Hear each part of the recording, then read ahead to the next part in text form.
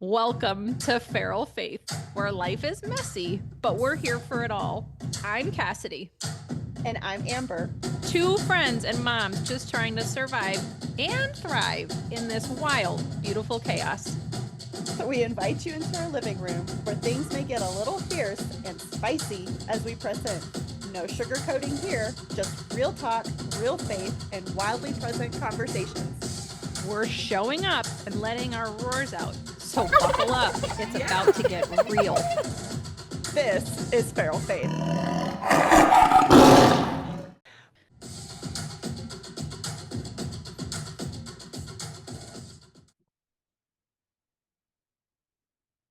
I'm going to hit my OK button. All right. Well, Feral Faith is back on. Thank you, everyone, for joining us today, and we look forward to this episode. As you guys have been listening to us over the last several weeks, we have been talking about relational health and how we can become more intentional in building our relationships. And so, Cassidy, take it away. Yeah, guys, this is really exciting. Today we have a guest speaker joining us.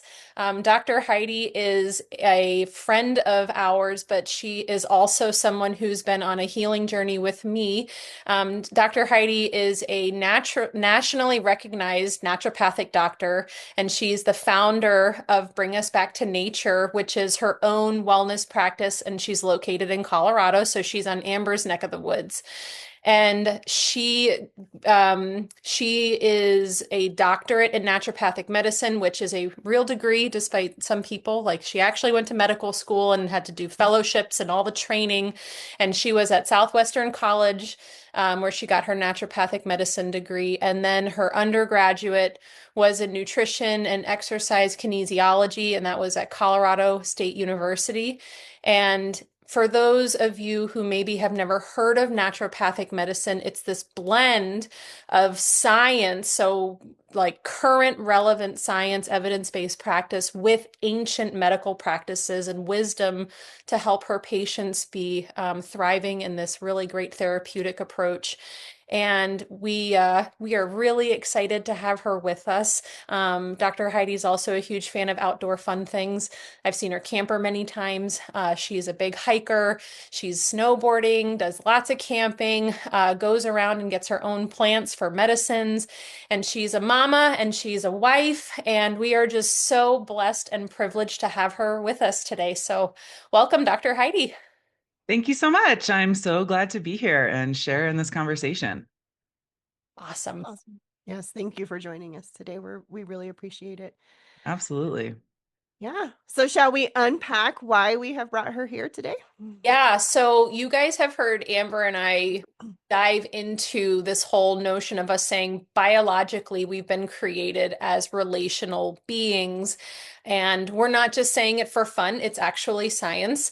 And Dr. Heidi, if you want to go into maybe a little bit about who we are as holistic beings, we're not just these different parts, but we really do thrive on interdependence and relationship on a biological level. So wherever you feel led to dive in, we can just go ahead and do that. Awesome. So, yes, I love this whole concept, right, of the biology of, what's happening underneath of our relationships and that, aspect.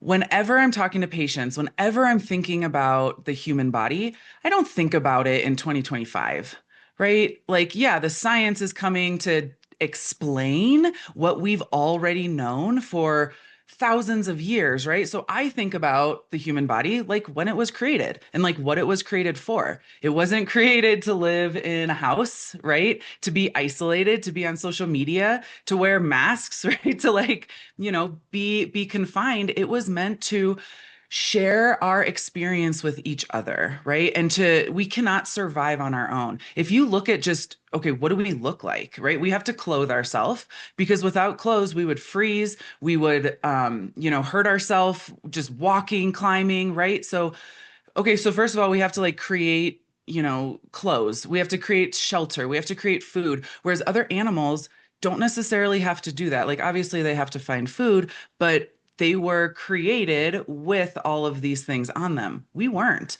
right? We were created with an amazing prefrontal cortex that helps us to discover and, kind of like evolve since we've been created and that kind of thing. And what you see around us is man-made, right? But that's not what we were bred for, right? We were bred to kind of, be in groups, be hunter and gatherer, utilize the earth, like utilize this beautiful planet that we were given.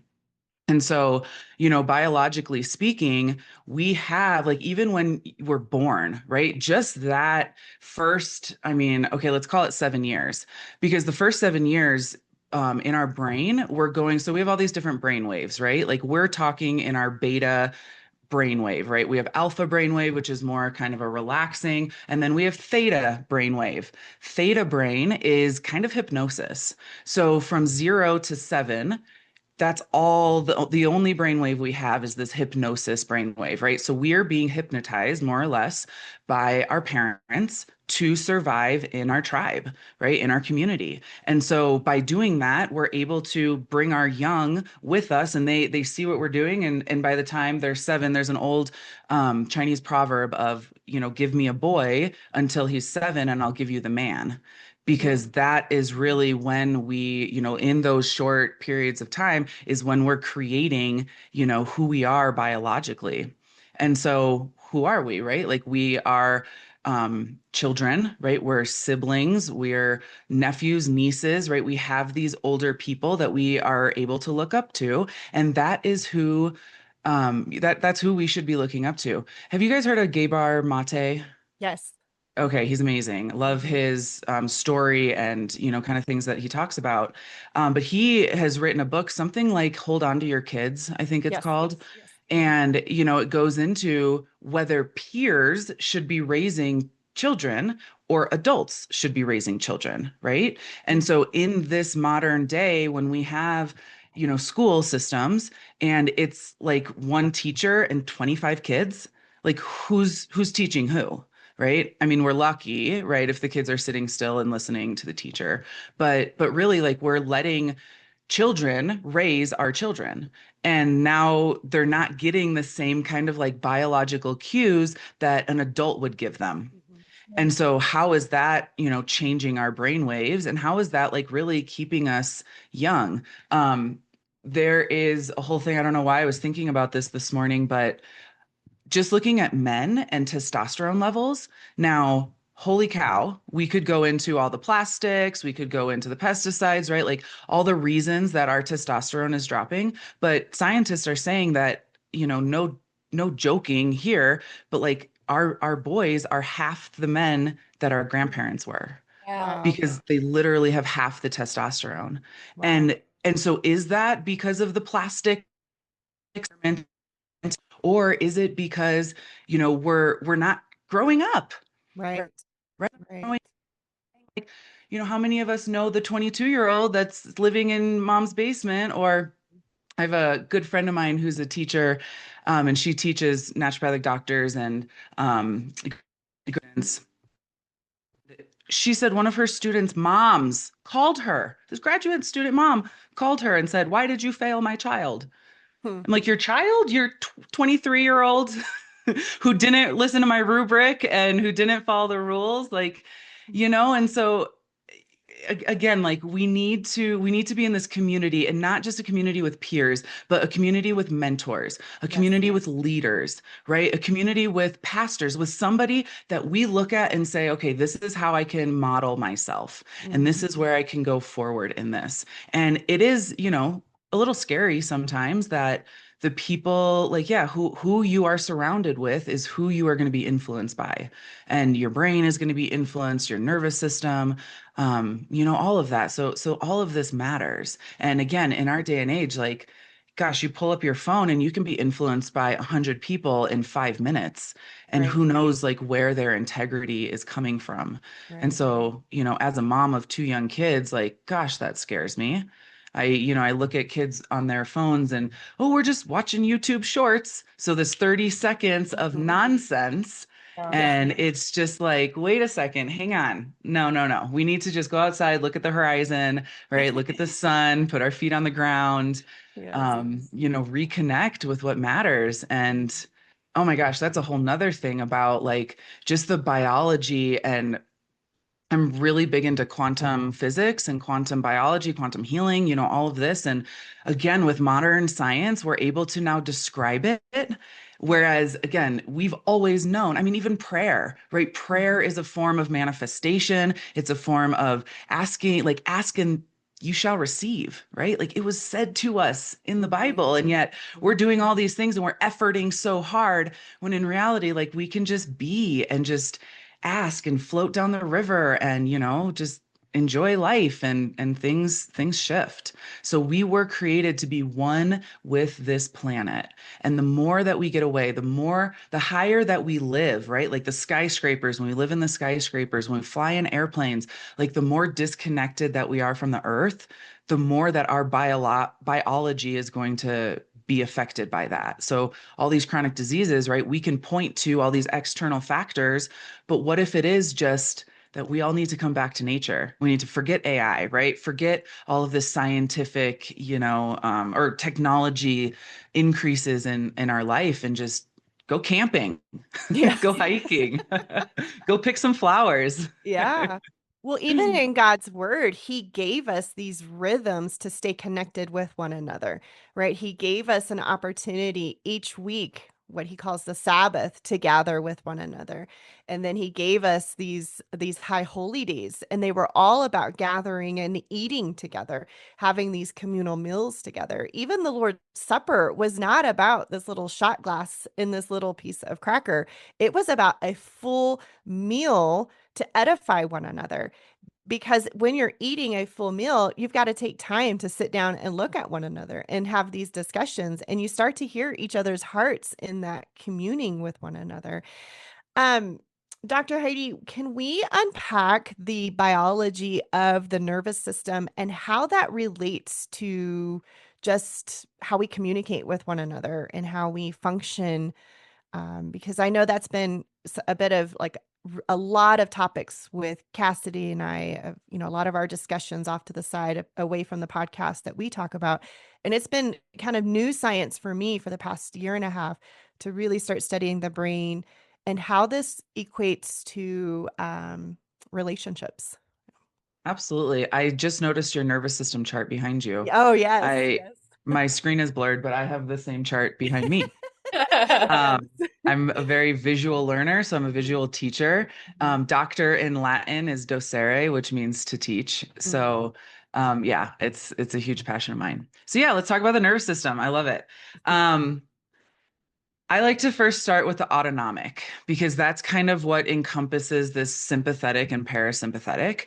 And that's everything, right? So autonomic you can think of as automatic, right? It just happens. We used to think, even as much as like 20, 30 years ago, we used to think that it was just automatic and there was nothing we could do to change it, right? You see a bear, your heart starts beating. I always talk about bears. I live in the mountains of Colorado, right? So that's what scares us. Yes, it does. We had an attack this week and it is scary. Oh my It's really gosh. scary. Yeah. Oh yeah, absolutely. Yeah. And bears aren't even as scary as the lions, I right? know. Because those you don't know when they're gonna They're attack. sneaky. Lions are Yeah. sneaky. They Yeah. sound like Yes. birds. Can we just chirping? Like Yeah. I know. I thought I was in the woods listening to birds and I was being stalked. But even look at like what's the percentage of people that actually even have to worry about bears anymore? Right? It's so low. Yeah. So it's not bears, right? It's bills and it's boss and it's, okay, I'm on the bees, right? It's we're gonna have a wedding, right? The bridal shower, right? All the things that in our modern world, it's got to get the kids to the bus, right? We have to Let's keep it going. How about bad relationships? totally, right? Like those are that in this sympathetic drive. Okay, sympathetic for those of us that aren't, on this nervous system, we have rest and digest, and heal, which is parasympathetic. And on the other side of the coin is fight or flight or freeze. And that's the sympathetic. So it's literally a flip of a switch. So I always give the joke of, we live on this big, busy highway through the mountains. And if you're late for work, right, going to your boss to get the bill, if you're late to work and you're eating your breakfast in your car on the highway, you're not digesting any of that food, right? Because you're in your sympathetic nervous system where you're going, right? You have to be alert, you have to look, see what's going on. You might be listening to the news. So even more so, we have that fear response happening. And you're not digesting, right? We need to be sitting down again with people that we enjoy, communing, talking about love and light and God and nature and whatever it is in order to kind of I always say we're like sitting back in our brain, right? We're sitting into that cerebellum. We're sitting into our brain stem. The brain stem is what we can like turn on all of our cranial nerves, our vagus nerve, right? That's innervating our digestive system and all of this. And we only do that when we're able to rest and digest. So even the people who are saying, okay, I'm not driving down the highway while I'm eating, I'm like, great, well, don't read your email, right? Don't watch the news. Don't call that friend that's going to start going off about, her issues and all of that. Like we need to be in this place of love when we're eating so that we can turn on that parasympathetic nervous system. Yeah. So again, thinking of it as this flip of a switch, we can't be in one and the other. It's like, oh, I'm half digesting and half freaking out. No, right? And when it comes to relationships, that's something too, right? So, okay, let's back up again to the autonomic. The way that God created us is that 90% of the time we're in that parasympathetic, right? Garden of Eden. He didn't think we were going to leave the Garden of Eden, right? He gave us everything that we need. But then, yeah, the snake comes and we run, right? So we have that 10% of the time that we're able to trigger that sympathetic, get our heart rate pumping, get all the blood goes to the muscles so that we can run away, to our respiratory tract so we can breathe better. Nothing goes into our reproductive, nothing goes into our digestion. And so, what is our world riddled with? Infertility, IBS, right? Like, are we in this sympathetic place so much, right, that we're not actually tuning back into our body? So, yeah, so when we're in that communion with each other, is when we're able to kind of turn back into that parasympathetic nervous system. But again, when we're flustered and we just had that experience, somebody has to get laid off, right? And now it's like we're turning to our friend and it's chaos, right? And so now our friend is having that chaos because, again, as this tribe that we were meant to survive in, we feed off of each other so that we can help each other, so we can like go attack the thing, right? But we're not going to attack the boss. We can't do that, right? In this system. So we're left in this place of like, what's happening to me? My organs are shutting off because my nervous system isn't there because I'm stressed, right? We have this chronic stress situation that we can't connect with each other. We can't connect with our bodies.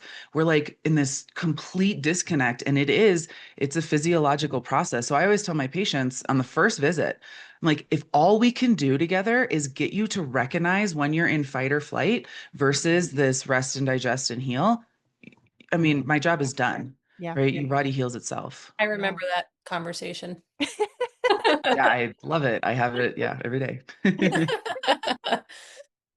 Yeah. Well, and Cassie and I practice it quite often, right? Like when we get into this place of, we need to attune to one another, right? So we need to get our nervous system to say, hey, I see, hear, value you, and let's get ourselves to a place of rest so that we can, one, hear God, right? Because if our brain is going, we're not going to hear God. Yep. I'm just going to call it for what it is. We're not going to hear him because we're not able to shut it off. Right. And then I'm not going to be able to listen to my brother or sister around me because my brain is going. And then add their stress to it. So it's like this big ball of like, we're throwing spaghetti at one another, right? Like we can't.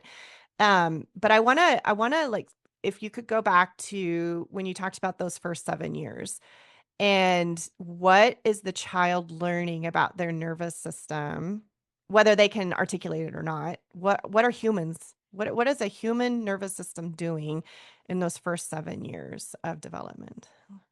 Totally.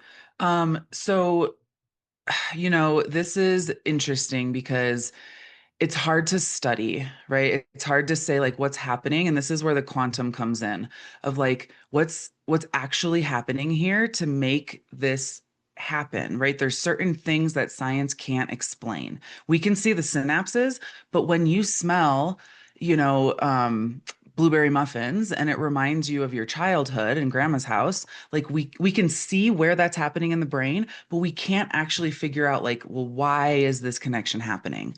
Well, but it's happening because we want to bring you closer to the things that you were raised with, right? And so everything that happens, and we can talk about like trauma brains too, and how those like, again, the story of when people have to be taken away from their parents, right? And just what's happening there and how their frontal cortex has to shut off. So, um, there's the thing called the triune brain where we have like the reptilian, the mammalian, and then the human, right? The prefrontal cortex. And whenever we're in fear, whenever we're in fight or flight, we go straight to this like reptilian brain. They say this because they think that reptiles and like lower level species don't have, I mean, they know this, right? They don't have the prefrontal cortex. So that's why that is the part of that reptilian brain, not like we came from reptiles, right? It's just Right. that, yeah, that's kind of the way that they say it. Like a So scientific classification or just giving us some language to understand this is kind of primal stuff. So exactly. Right, right. And even though we are much more than reptiles, right? We have to do the same things, or more like they have to do the same things we do as far as like regulating temperature, when do we have to go to the bathroom, that kind of stuff. So whenever we're in fear, whenever we're in fight or flight, we shut off this part of our brain that gives us the human aspect of ourself. So as a child in trauma situation, maybe they're in an orphanage, maybe they just have a really abusive home life, unfortunately, and they're going to be sitting back in their reptilian brain and just kind of living in fight or flight. So they don't have that ability to connect with humans. That is a human trait. We have to be in our prefrontal cortex in order to have those type of traits.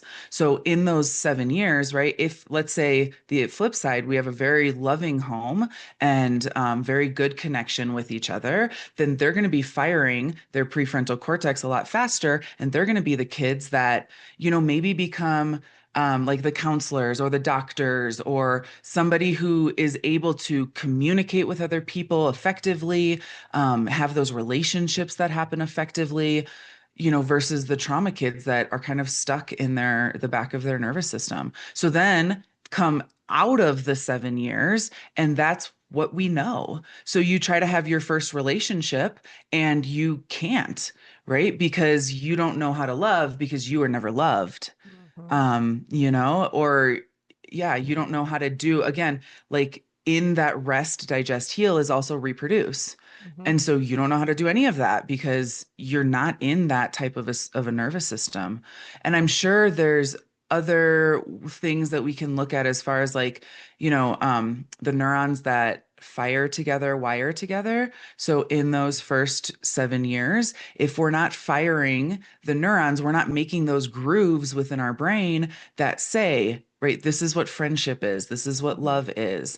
And Mhm. so therefore, this is where some of this trauma can last a long time.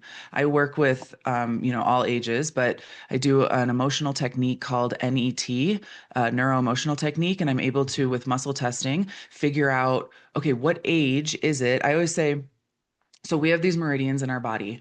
Every meridian has its own emotion attached to it. So the lungs is grief, the liver is anger, the kidneys are fear. Those are just some examples. And I can tune into the body. We can do the muscle testing, figure out what organ it is, what emotion it is. And then I ask, what age was it? Mhm. Right? 90% of my patients, the first time we do this, the emotion that comes up is fear. Yeah. And 90% of them, maybe 75% of them, is from 0 to 7. Yeah. So something in that time in their life right, triggered this fear that they've now been living through. I think of it as a veil. Like you're living through this veil. Everything that you see out has a little bit of fear, right? You're kind of just looking behind you all the time of like, all right, something's going to happen. Like I can't just relax and live life. Right. You know, so those children that, and we're all that, like we've all been traumatized to a point. Again, having kids, I'm like, how do I not traumatize these kids, but also get them to do what they need to do? Hopefully they have a Dr. Heidi in their life later on, right? Totally. You know, and then I'm thinking like, well, what was God's plan in all of this? Because we want to make resilient children, right? We don't just want to coddle them and put bubbles around them and like everything is great and everything is great. And they go to their first job and it's not great, right? Because they have to perform. And so it's like we have to have this balance between I'm not traumatizing them too much, but I'm not coddling them, you know, because we want them to be able to grow. Yeah. And so, yeah, so, you know, doing this neuroemotional technique, like we're able to tune back into childhood and say, hey, go into your younger self and tell them like it's okay, like everything is fine now that we have our fully developed brain, right? Brains don't fully develop until like 25. Yeah. So now that we have this fully developed brain, we can go back and like cognitively think, okay, this is what was happening. I'm safe, right? The snake just ran by. Like I don't have to have this fear of snakes my whole life. It's gone. I'm moving on, you know. But yeah, those are kind of the things that the people that have these phobias or these, you know, traumas and all of this, like so much of it we can link back to those first 7 years.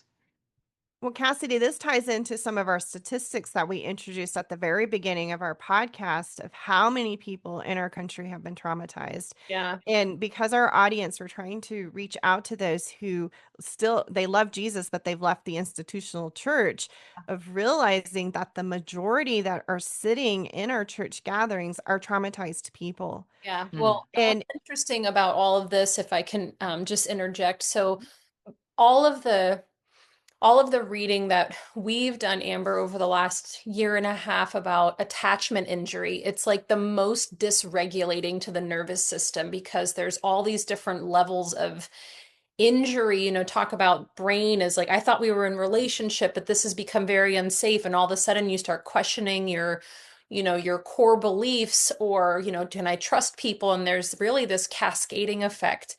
And it really messes with people on a neurological level because you're left kind of guessing what happened. Or I thought we were in a relationship, you've betrayed me. I thought we were in a relationship and you've stopped speaking to me, or you just left, or you passed away, something happens. And in our first episode, Amber and I unpacked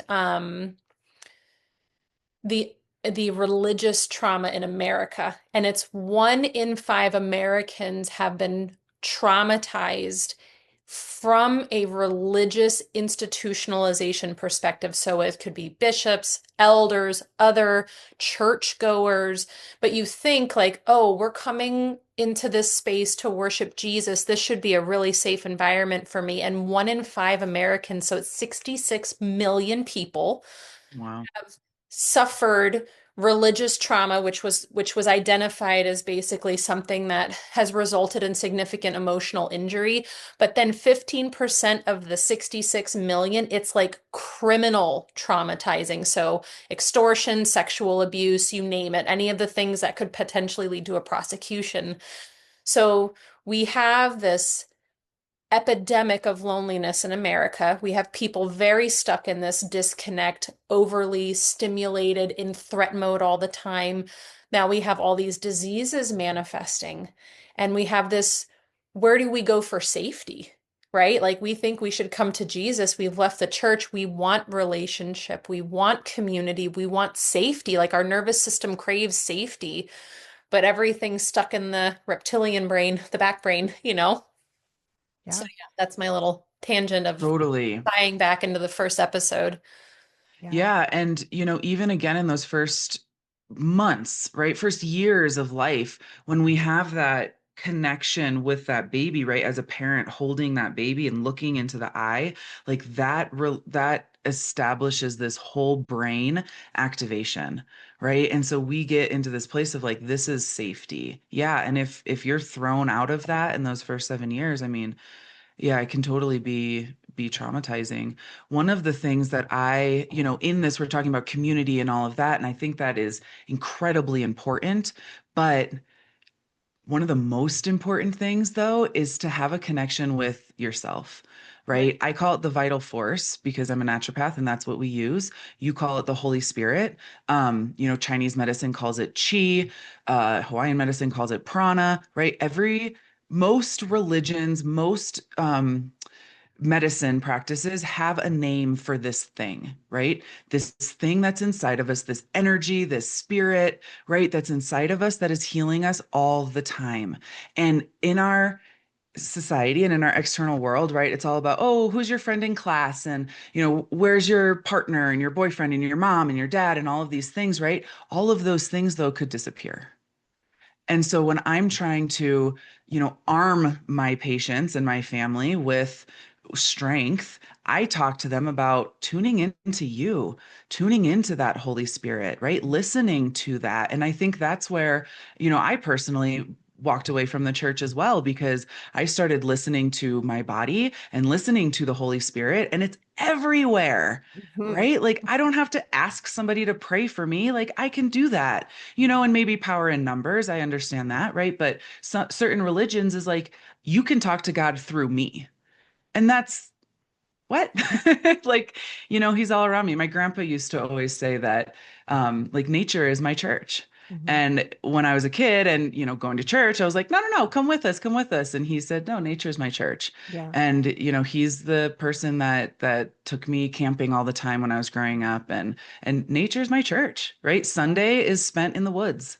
Yeah. Because that's where we get to connect to what really is going to fill us up. And once we are filled up, then we can overflow and put into others. But for those of us and those of us Americans that are traumatized in this, crazy trauma place, we're trying to fill up with other people. Right. Yeah. We're trying to ask other traumatized people to fill us up. And so now we're getting even more filled up with trauma, or even worse, we're going online. Yes. Right. And then we're asking to be filled up with all of this other stuff because we need to be full. So it's a matter of, what are you going to be full of? Right. And I empower people to be full of light, right? And be full of abundance. And again, we can read scripture and see that, like, God is everywhere. There in the Bible, like, we were created in his image. Therefore, that is who we are. Ask and you shall receive. Like, there's so much that the quantum world is figuring out. And, again, you can look back into the scripture and see, like, this is what he was talking about, or whoever was writing these words. That'll get some religious stirred up that we are representatives of. That's what Christian means, right? It means Christ likeness, little Christ. We're supposed to be walking around to represent him to the world around us. We hear this all the time. You're supposed to be the hands and feet of Jesus. Well, but if we don't know, like, how we're supposed to receive love or how we're supposed to give love, we're not going to be representatives of him, because we're just so disconnected from that. I was thinking back on this idea of the Cassidy, you and I, we led that class on the other half of church, and we talked about those relational connectors, right? Our RCs, we call them RCs. Of when suddenly that flight or flight kicks in, we go into that self-protect mode of separation from whatever is making me feel threatened. So then if we're living in that constant state of threat, and then we gather in these buildings and people don't know, like, okay, so we have a great emotional experience of expression towards God. But then when we turn around, we don't even know how to do that with one another. Like, we don't know how to then, like, take that overflow that we are supposed to be receiving and give it to one another. We just hold it in. Like, we just kind of like box it in. And a friend of mine says that to her, she sees that as COPD in the church, right? Like, it's just, we're holding that in and we don't know how to exhale it out so that our brothers and sisters can receive as well. Like, what's the purpose of the gathering? If it's, like, so we just gather and we just go this way. And even in the sermons are just this way, that we haven't learned how to do that. And we're finding that people are like, I want to go so that I can also love my brother and sister. And so they're not finding that there. So they're leaving, like ourselves, right? Like we didn't leave the gathering of the saints. Right. We just left in a way so that it could become more purposeful, that could become like that expression that he says, when you gather, you have everyone has a psalm, a hymn, a spiritual song, that we're extending healing towards one another. And now we're gathering outside. Like that's fun. Like that's fun to gather with saints in nature and just have that. Like there's such a beauty in that relaxation of being outside together and expressing that love towards one another. And I know we're reaching kind of that place of considering, like, do we wrap this episode up or do we keep going? Do we look at a part two? So Heidi, before we kind of start, wrapping this up, is there anything that you would love to be able to tell others of how we could start healing our nervous system, being with one another? Sure. Yeah. Let's see. So, yeah, the way that I always, teach people this is literally sit back, right? Stop going, thinking, doing, right? We just need to flow, right? Sit back in the flow. And just that alone for people is hard. Mm, A lot of people have a hard time being able to get into the parasympathetic, and they'll tell me they'll come back in as they're healing and getting into the parasympathetic, and they'll say, I'm tired. I'm mm, like, are you tired or are you relaxed? mm, They don't even know the difference, mm, right? They're used to just being hyped up on coffee or just mm, that fear, and that, it gives you adrenaline. And mhm, so that's an addiction that we can get into. mhm, So just, kind of sitting back and, um, there's ways of stimulating the vagus nerve, which is one of our cranial nerves in that reptilian brain, and even just humming. Right. mm. So we used to sing in the car, and I have young kids, so I brush their teeth, and we do the ABCs for each quadrant. And now we hum it, right? Because Okay, humming good. is enough to just stimulate Stimulate. that vagus nerve, Mhm, right? And, get things to kind of calm down. mhm, But, get out in the morning time, look at the sun, right? Right when you get up, put your feet on the ground, drink your warm beverage outside in the morning. The more that we can do, even if you're in the concrete jungle, like there are ways that you can find outdoors, yes. right? There are ways that you can fake it. You can even look at a picture of nature and Mhm, it will turn on your parasympathetic nervous system. We've mhm, studied this. mhm, It'll turn off anxiety and depression, and mhm. make you more happy and healthy. So, yeah, and the other thing too is listen, right? Like we don't always have to say, we were given two ears and one mouth, right? Use them in that ratio. Right. But just listen to each other Yeah. and, listen from your heart and open up from your heart instead of leading with your brain, Mhm, right? Leading with your heart to connect to one another, and take more time to breathe. Take more time to mm. breathe in between breaths or in between words. Um, but yeah, there's a lot that we can do. And again, and it all, I know it sounds like easy, and it is. Like if we can just put our feet on the ground, Mm, right? Get rid of the rubber soles, put our feet on the ground and look into somebody's eyes.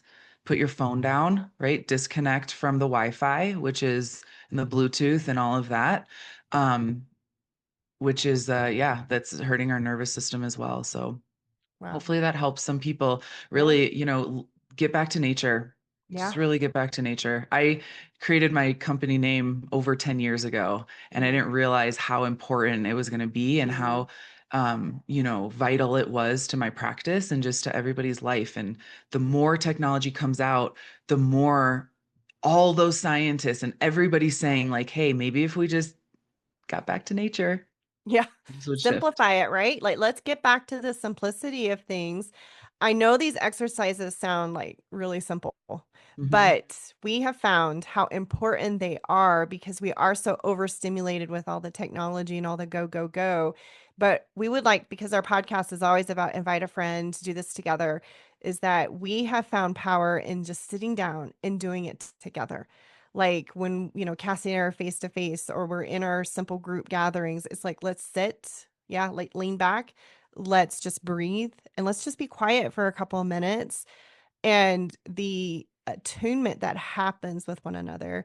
I know we didn't get a chance to really talk about this, but most of our nervous system input is nonverbal. And if we can learn to soften our facial expressions, breathe, listen, like you're saying, listen to one another in a more holistic way. I think it's so impactful, and it's changing communities.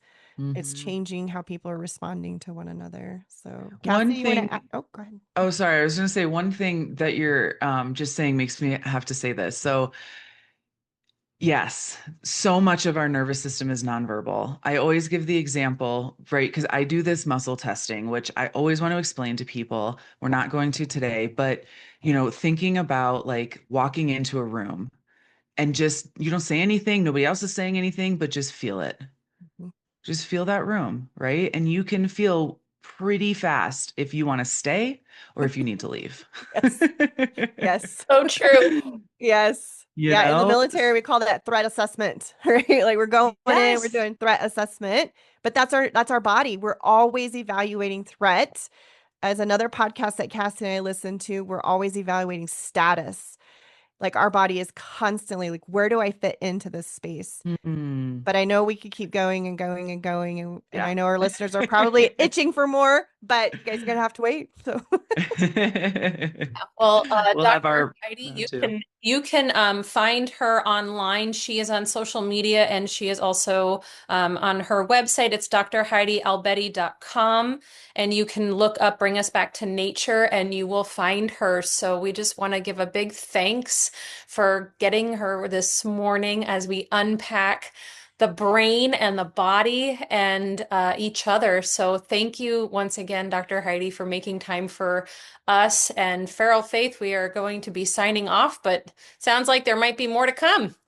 Awesome. absolutely. I think we need to also put a plug in that we're going to be working on these things this fall. Like that Yes. is the purpose behind Empower Her, is that we unpack trauma and then we start implementing these exercises of how not only learning about how you can heal yourself, but how you can heal your communities. So be sure you go and check out our website at a ministryofpresence.org, or you can go to feralfaithpodcast.com. Thanks, guys. Thank you, Dr. Heidi. Yep. Thanks so much.